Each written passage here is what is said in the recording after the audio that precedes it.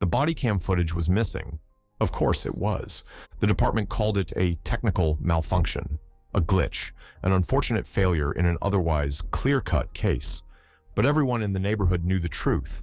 That camera didn't malfunction. It was turned off, on purpose. Because if the footage had survived, the world would have seen what really happened the night Officer Travis Kane shot Elijah Brooks in the back. Elijah wasn't a troublemaker. He wasn't perfect. No one was. But he had plans, dreams. He had just gotten his acceptance letter to Howard University. His mama had cried when he showed her. His little sister had screamed and jumped on his back. For the first time in his life, Elijah had felt free, until the night it all got taken away. The police said Elijah had a gun. He didn't. The police said he ran because he was guilty. He wasn't. He ran because he was scared. Because a black man in his neighborhood didn't have the luxury of trusting the police. Because deep down, he had always known that one wrong move could be the last thing he ever did. And he had been right. It started with a traffic stop, a busted taillight. That's what they said. But Elijah knew better. He had seen the way the cop car followed him for 3 blocks, creeping, waiting. He had felt the weight of their gaze before the sirens even blared. So when the lights flashed behind him, his chest tightened. He pulled over, hands gripping the steering wheel so tight his fingers ached. The cop approached, Officer Travis Kane. Elijah had seen him before. Everyone had. Kane wasn't just a cop. He was a problem. The kind who didn't need a reason to put a black man in handcuffs. The kind who called it just doing his job when someone ended up in the hospital. Elijah swallowed hard. "Evening, officer." Kane didn't respond, just chewed his gum and shined his flashlight directly in Elijah's face. "License and registration." Elijah moved slowly, carefully. "I'm reaching for it now." Kane's hand twitched near his holster. Elijah froze. "I'm just getting my..." "Step out of the vehicle." Elijah's heart slammed against his ribs. "Why?" Kane smirked. "You look nervous, kid. Something you want to tell me?" Elijah clenched his jaw. He knew this game. It didn't matter what he said. Kane had already made up his mind. And then, the passenger door opened. A second cop, a younger one. Rookie, maybe. That's when Elijah knew. They were going to take him in. They were going to find something. A reason, an excuse, a lie. Elijah couldn't let that happen. He ran. He ran for his life. And before he even made it halfway down the block, the shot rang out. Elijah hit the ground, his breath stolen from his chest, his body folding beneath him. Pain, burning, screams in the distance. The pavement was cold. The blood was warm. He tried to move, tried to speak. A boot pressed against his back. "Shouldn't have run," Kane muttered. Elijah closed his eyes. The last thing he heard before everything faded was laughter. Like his life had been a joke. Like he was nothing. And then, just like that, the footage was gone. Because malfunctions only happened when the wrong person got shot. And Elijah Brooks had never been the right person. But what Kane didn't know, what no one in that department expected, was that someone had seen everything. A woman, a phone, and a video that was about to burn the whole damn city down. The video hit the internet like a match dropped into dry grass.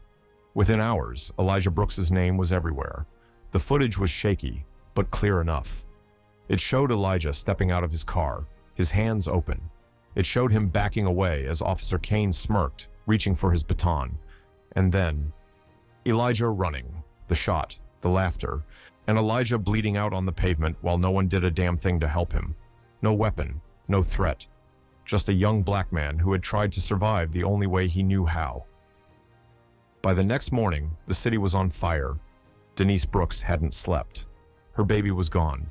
The moment the hospital called, the world around her shattered. The walls caved in. The air disappeared. Nothing felt real. Now, she sat in her living room, surrounded by family, neighbors, people from the community, all watching the video on repeat, horror and rage etched onto their faces. Tears streamed down her cheeks, but she didn't wipe them away. Because grief wasn't enough. Not this time. Her voice was hoarse when she finally spoke. They think they can cover this up. She clenched her fists, her nails digging into her palms. They think they can erase him. No one spoke. Then her brother, Malik, nodded.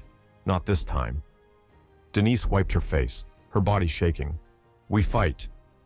Malik grabbed his phone. We already are. Outside, the streets were already filling with people. The police department scrambled. They released a statement. A tragic incident. The suspect was fleeing arrest. The officers feared for their safety. An internal investigation is underway.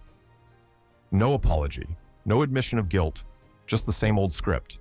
But this time, no one was buying it, because there was proof, and people were angry. The protests started small. A few dozen people outside the precinct, holding signs, chanting Elijah's name. By noon, it was thousands. Say his name. No justice, no peace. We saw the video. Denise stood at the front, her hands shaking, her voice raw as she yelled with them. This wasn't just about Elijah.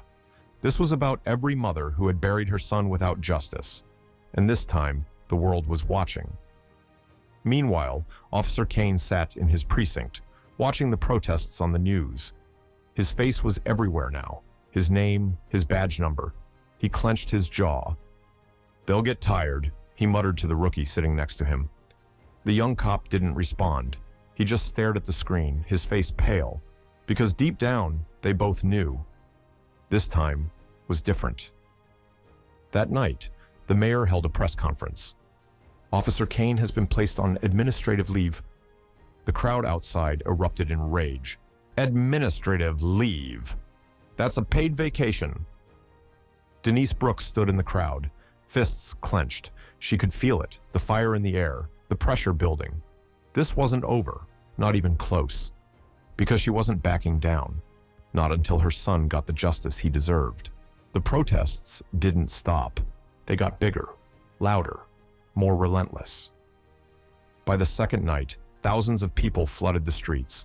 Signs with Elijah's face were everywhere. His name echoed through the city, bouncing off buildings, shaking the ground beneath their feet. Say his name. Elijah Brooks. Say his name. Elijah Brooks. And still, no arrest, no charges, just a murderer on paid leave. Denise Brooks stood in the center of it all, her grief swallowed by rage. Malik stood beside her, holding his phone up, recording everything. Mom, a voice said softly. She turned. Elijah's little sister, Maya, was gripping her hand. She was only 14, her face streaked with dried tears, her shoulders stiff with the weight of something no child should have to carry. Denise knelt, brushing her hair back. You okay, baby? Maya shook her head. They're not listening. Denise's throat tightened. They will. She stood and faced the crowd. They think this will go away, she shouted, her voice hoarse but strong. They think they can wait us out. The people roared in response. Denise's hands trembled, but she kept going. My son was murdered, shot in the back, and you know what they did? She laughed bitterly, shaking her head. They turned off the cameras. They lied. They went home to their families while I had to pick out a casket for my baby. Tears burned in her eyes, but she didn't let them fall. And they want me to forgive? To move on? She looked straight at the news cameras, straight at the people watching from their homes, waiting to see if this fight would fade away like all the others. Not this time. The crowd exploded. Denise pointed toward the police station. We will not stop until that man is in handcuffs, until the system that let him do this is torn to the ground. The energy in the air shifted. People pushed forward, chanting, demanding. The city was boiling over, and the cops knew it. Inside the precinct, Officer Kane sat stiffly in an interrogation room. Captain Monroe leaned against the wall, his arms crossed. He looked at Kane like he was something stuck to the bottom of his shoe. This is bad, Monroe said. Kane scoffed. I did my job. Number you got caught. Kane clenched his jaw. What do you want me to say? Monroe sighed, rubbing his temple. The mayor's pissed. The governor's calling for an independent investigation. The FBI's looking into it now. He exhaled. We can't cover for you this time. Kane's stomach twisted. You're throwing me under the bus? Monroe's face hardened. We're cutting you loose. Kane's mouth went dry. You'll be arrested in the morning. Second-degree murder. Civil rights violations. Kane's vision blurred. He had seen this happen before, to rookies, to the guys who didn't know how to play the system. But to him, number. It wasn't supposed to end like this. Monroe stood, adjusting his badge. "You better hope the prison guards like cops, Kane." He left the room, the door slamming behind him. For the first time since he pulled that trigger, Kane felt real fear. Because this time, the badge wasn't going to save him. The next morning, the news hit the airwaves. Officer Travis Kane has been arrested and charged with second-degree murder in the shooting of Elijah Brooks. Denise Brooks watched from her living room, Maya clutching her hand. Tears streamed down her face, but this time, they weren't just from grief. For the first time since she lost her son, she could breathe. This wasn't justice. Justice would be Elijah coming home. Justice would be him getting to live.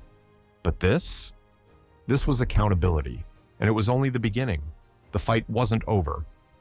But for once, the truth had won, and the system would never be the same again. The end.